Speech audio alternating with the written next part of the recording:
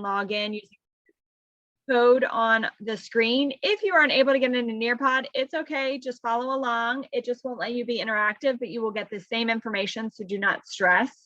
I was just trying to make it more interactive for us today, so no worries if you can't get in.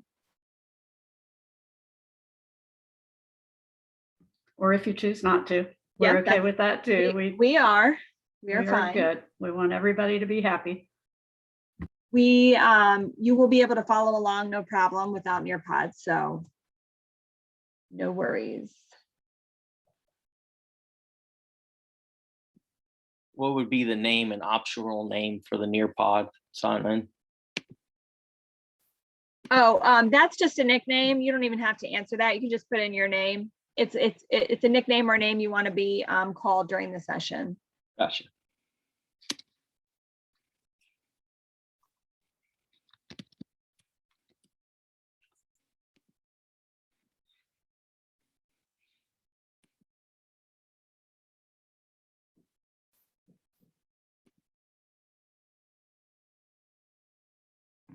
Sheila, do you think everybody's in here ready to go? I see 96. We're close. So we can go ahead and get started.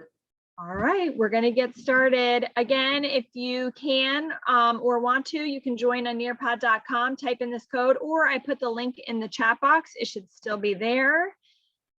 I'm just double checking that it is. I was having computer issues this morning myself, so I am unable to duplicate my screen like I had earlier. So.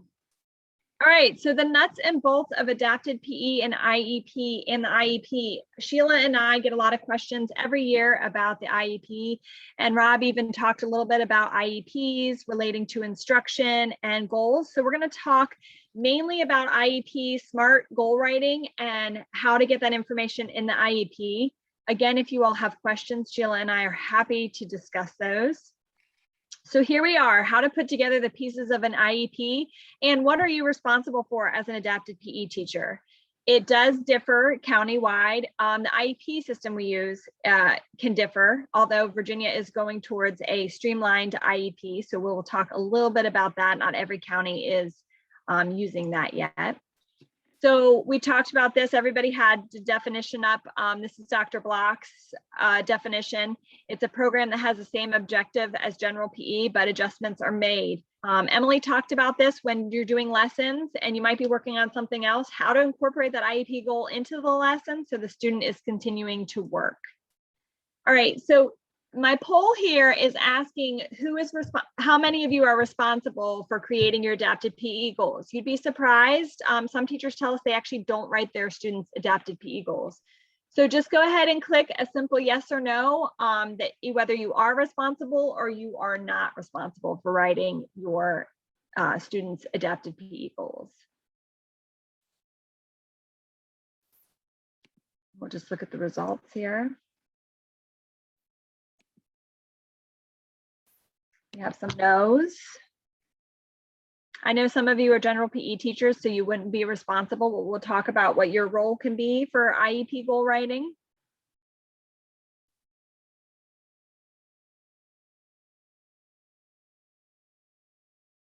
So we have some no's and we have a lot of yeses as well. Awesome. Okay, great. Okay, so if you are an adapted PE teacher and you are responsible for writing adapted PE goals, what are your responsibilities in the IEP? A lot of times we get new teachers coming in as adapted PE teachers.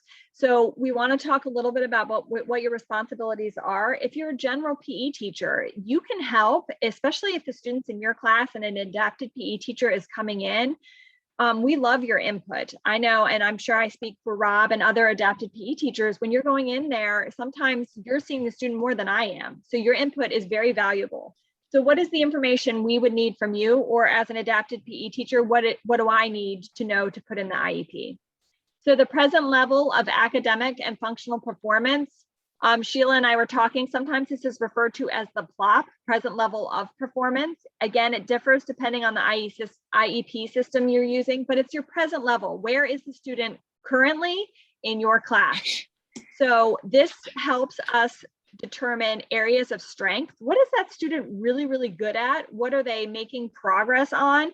And then also, you know, a clear picture of what they need to maybe improve on or what their needs or abilities are.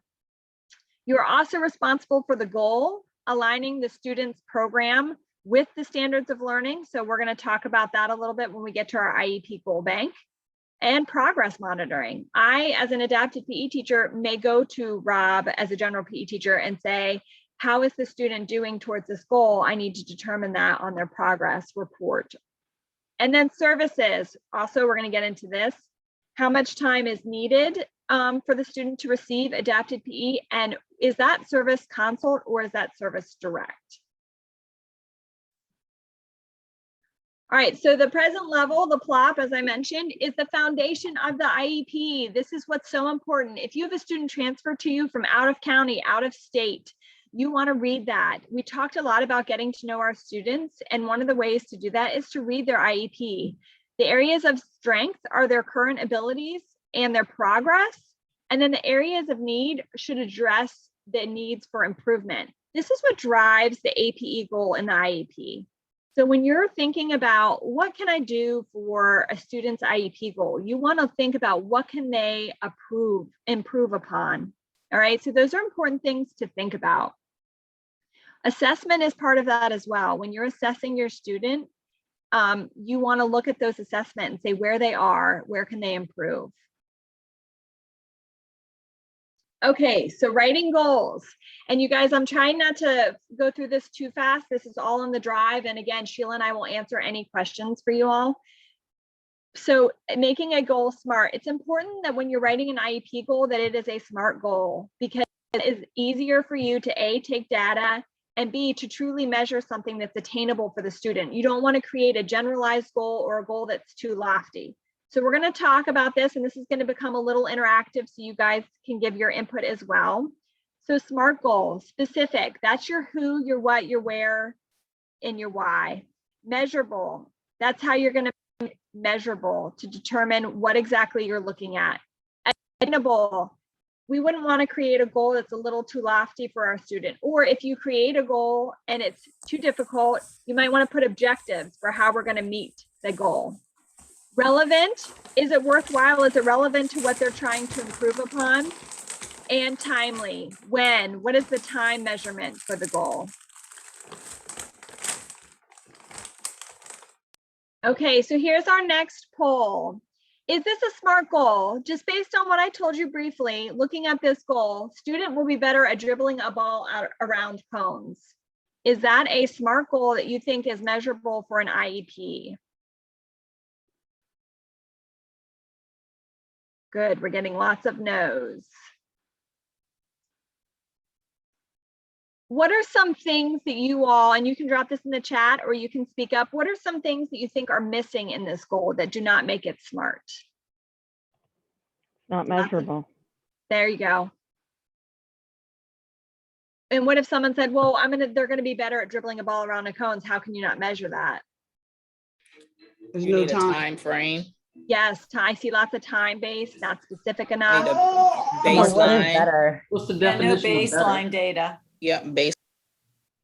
Perfect. So you guys already recognize better is not a defined specific time, or what does better mean? How do you determine progress on better? And no time. Okay, awesome. You guys are really good at this. So the next question here is a collaboration board, okay? So we're gonna write, what is a strategy that can enhance your IEP goal writing? So just quickly type in that box, or you can use the chat. I'm monitoring the chat a little bit here too. What are some ways you can enhance your IEP goal writing?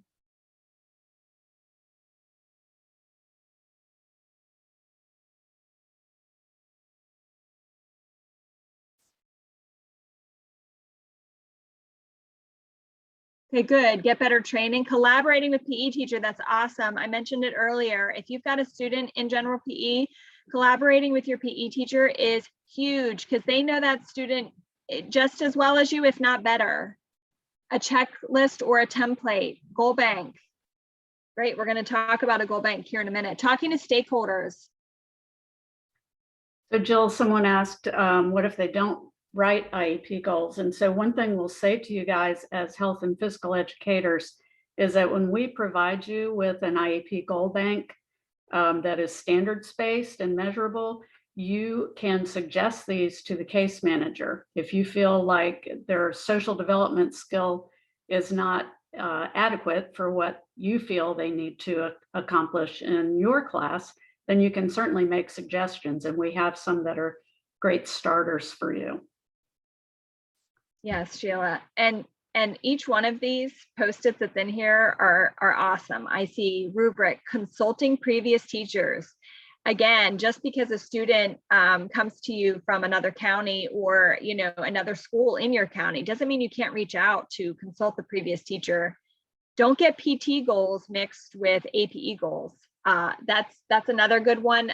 I would say some schools, some counties might collaborate more with their PTs, but it is important that we're not the same service as them. So it's okay to have defined goals for adapted PE. Student survey, that's getting the buy-in and the input from the students themselves. That's great. Baseline assessment. These are great ideas. Reading the most recent IEP, collaboration, collaboration, collaboration. Okay, great.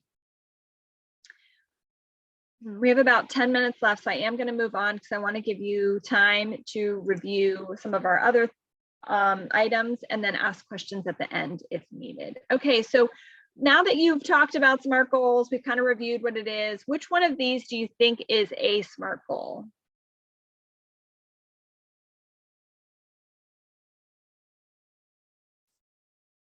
So we have a couple options. We have one that says with verbal prompts, Malika will be able to underhand roll a ball.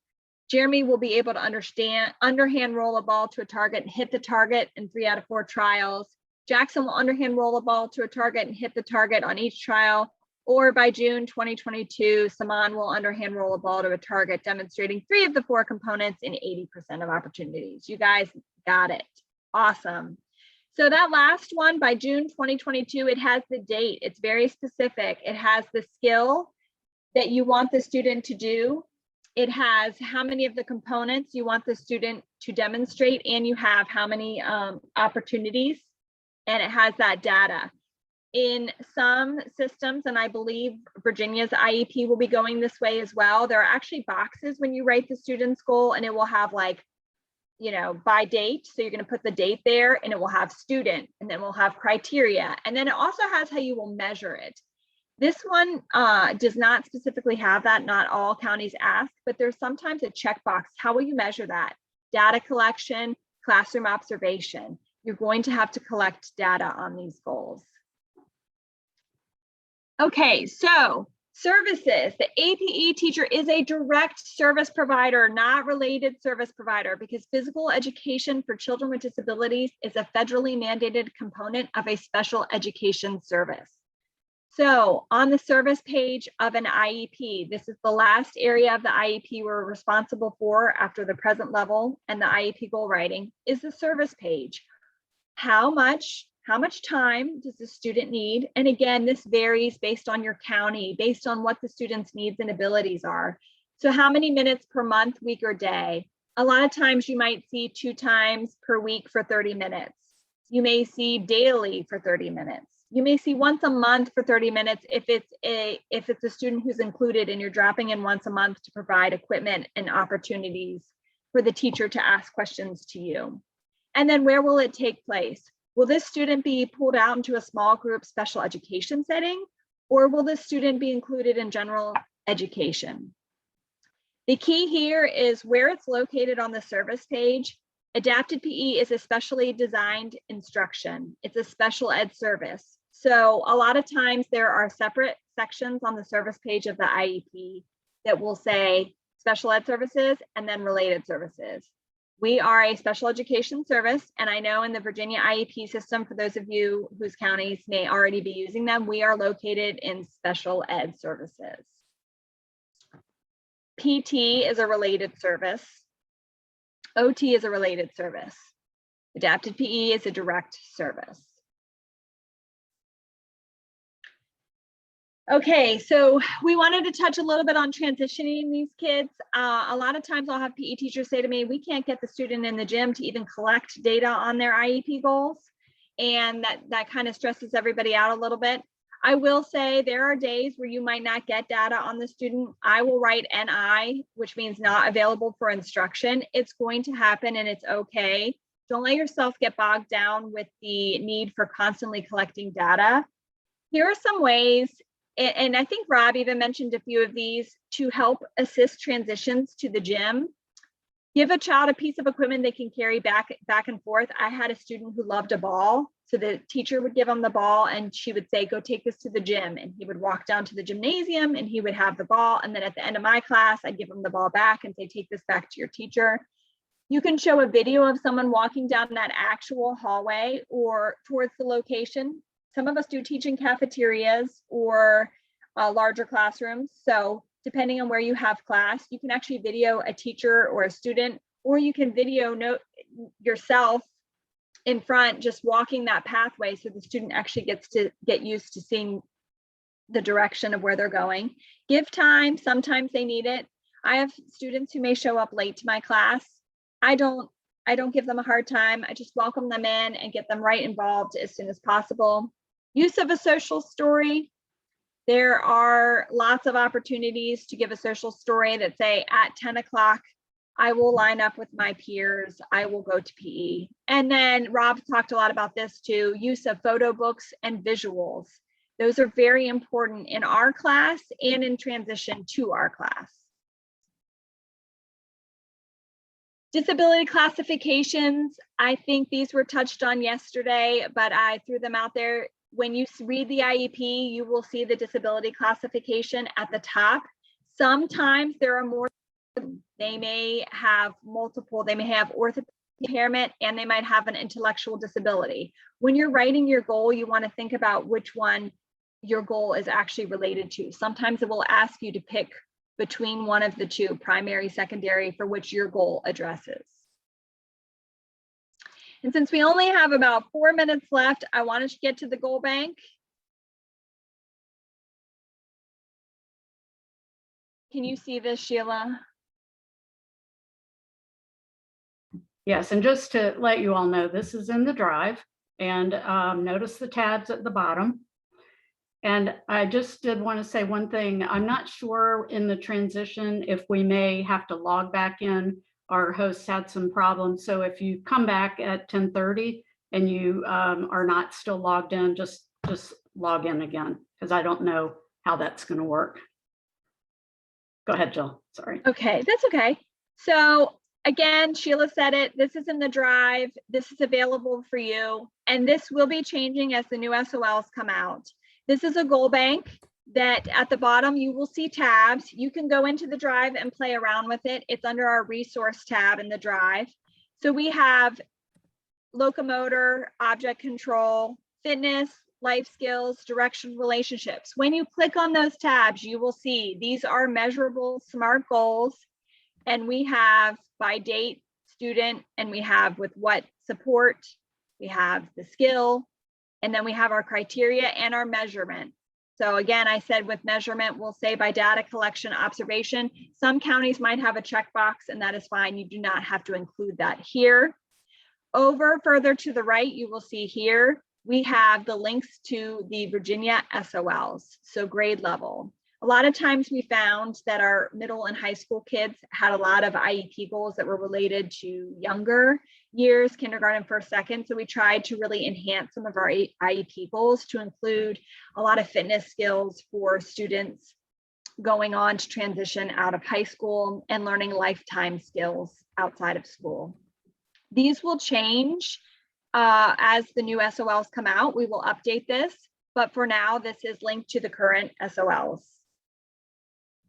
So you can, sorry, you can expect that in a year or so. Yeah. Because the adoption process takes time.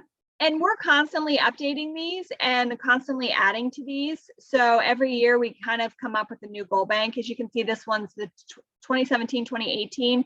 Due to the pandemic, we haven't updated it too much since then because things have been a little crazy the past few years, but we are constantly making changes And actually, we may have updated this, just not updated the title.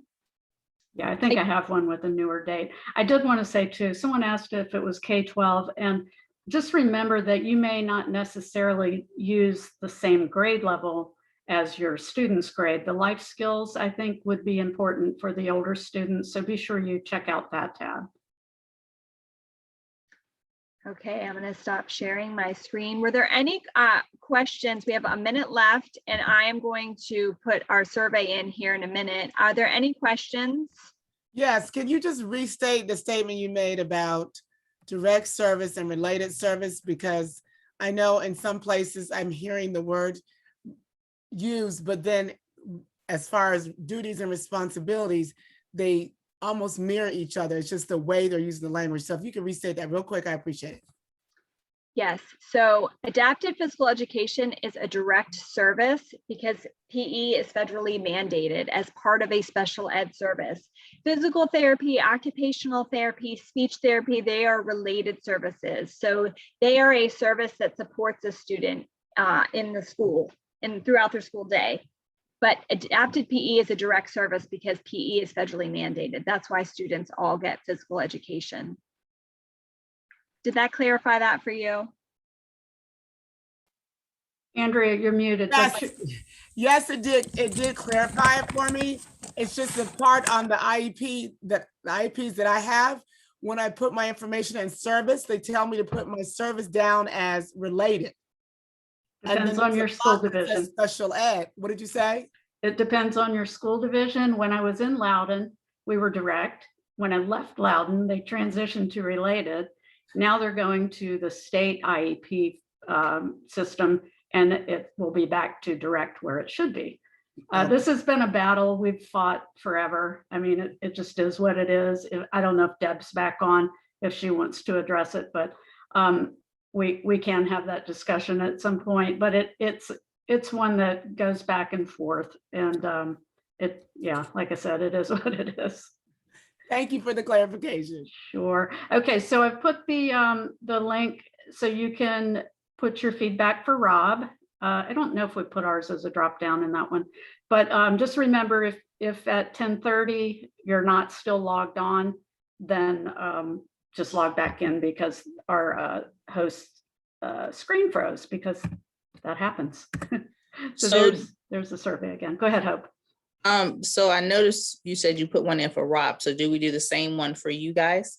That's what I just said. I'm not sure that I put a drop down in there for me and Jill. If I did, go ahead and fill that one out too. Okay. We know Yeah, ours. if I'm not mistaken, there's a drop. Yeah. Okay. Yeah, because I made those. I wasn't sure how long we'd have or anything. So we welcome all feedback. And as she said, the goal bank is in the drive. And if you have more questions, we'll stay on. Those of you who don't have questions, go ahead and take a break, and we'll see you at 10:30 with Jillian and Jen Vetter. Hey, Sheila. Yes, Randall Mars. It looks like it's only allowing us to select one in the form.